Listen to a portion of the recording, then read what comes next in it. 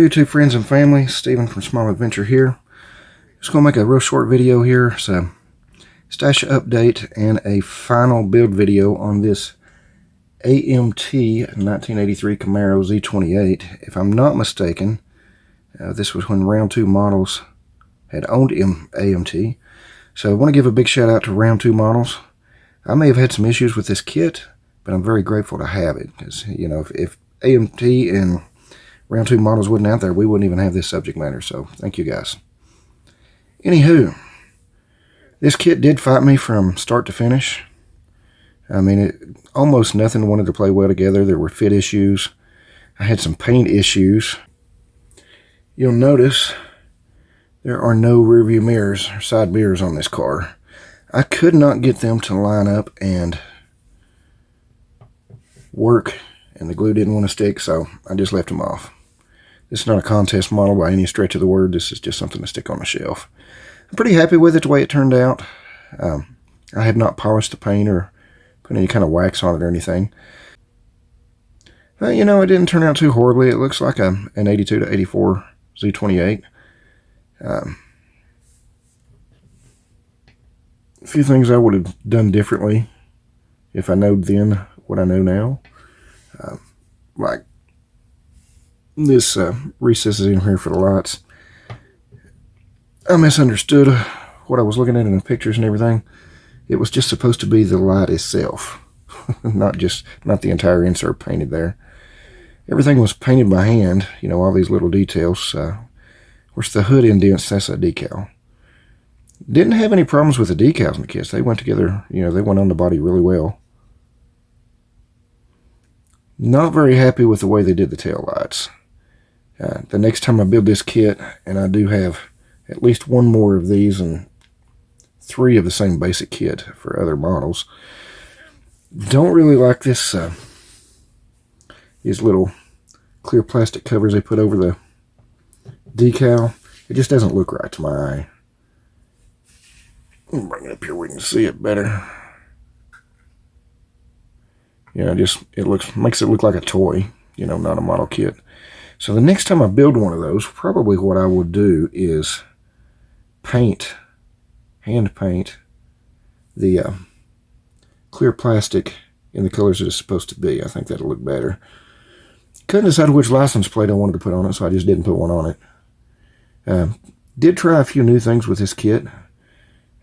Used Mod Podge to glue the glass in. It worked pretty well. Pretty easy to work with, easy to clean up.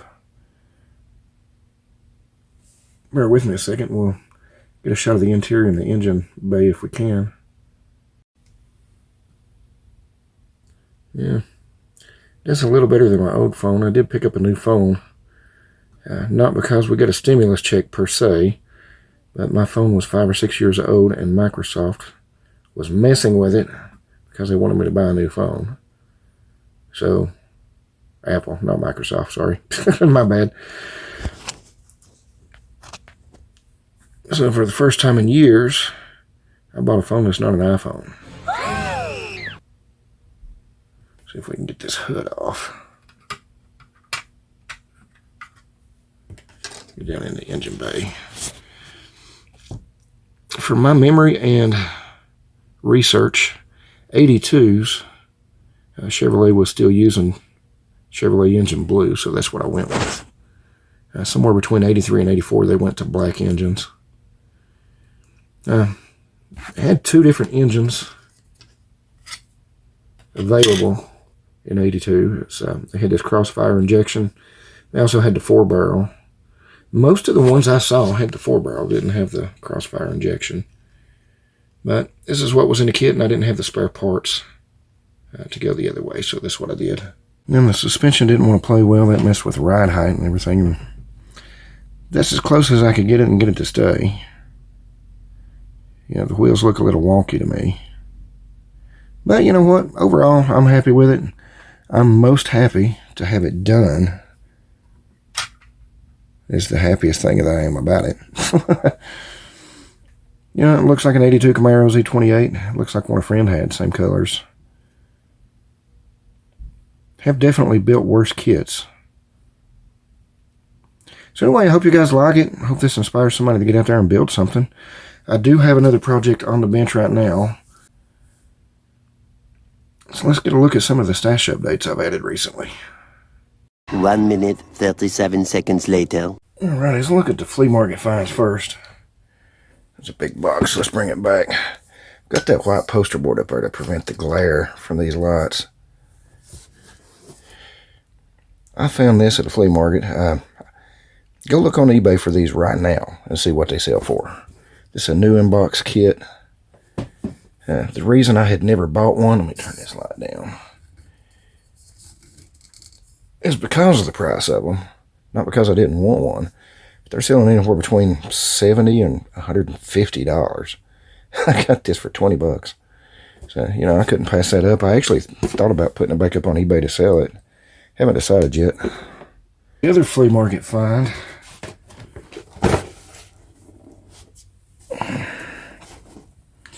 This is from the 80s. The Mustang on the picture is an 85 or 86. Going by the grill shape and everything.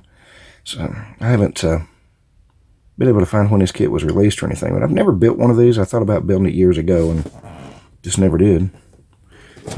It is open, but everything's still sealed in the plastic baggies inside.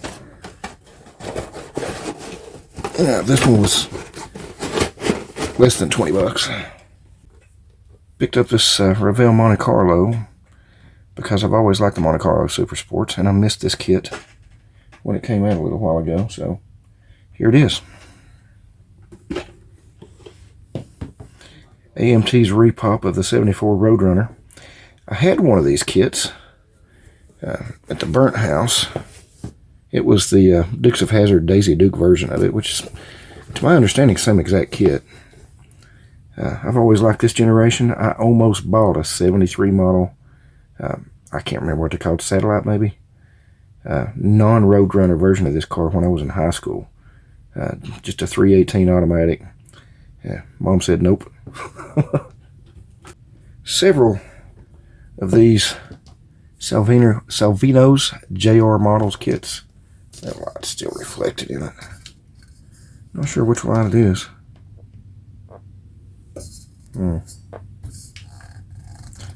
Must be the light that's up there. Anyways, this one is the Richard Petty 1980 Monte Carlo. I'm going to do a separate video on these Salvino kits as a company and their kits.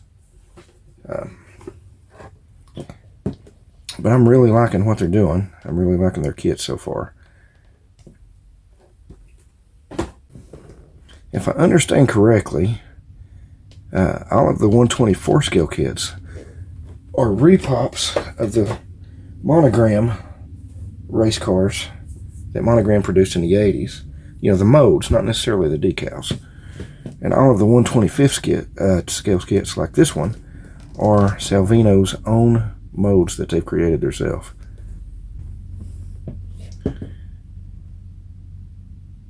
Like this one, I'm pretty sure this is an old repop of the Monogram kit. Last but not least, one of the King's cars. Another one of the King's cars. There's two of them I've got. You know, years ago, let me just leave that there for a minute. Years ago, I was a big NASCAR fan. You know, we kind of quit watching when Dale Earnhardt was killed in 2001, I think it was. You know, I built a lot of these kits in the 80s and 90s as a kid and a young adult. And it's kind of nice to have them back. Like I said, I'm really interested and excited about Salvino's JR models themselves. I will make a separate video about that, though. There's some cool things going on that I want to talk about. But anyway, that's it for now. That's all the stash updates. And the Camaro is in the display case. 5 minutes later. As promised, here is a hint of what's on the bench now. I'm not going to give any more hints than this. If you can't figure it out, then you'll just have to wait and see. Eagle-eyed readers will know exactly what it is, but I'm not telling. I did have some trouble with it, though. I have sprayed the body, and the paint didn't turn out very well at all. So as you can see, the body is soaking to have the paint removed. Never tried this method before. I don't think you can see it really well. But I think it's going to work, but it's going to take its time. It's been 3 days now, and 91% rubbing alcohol. A friend of mine suggested it, so we're going to see how it works.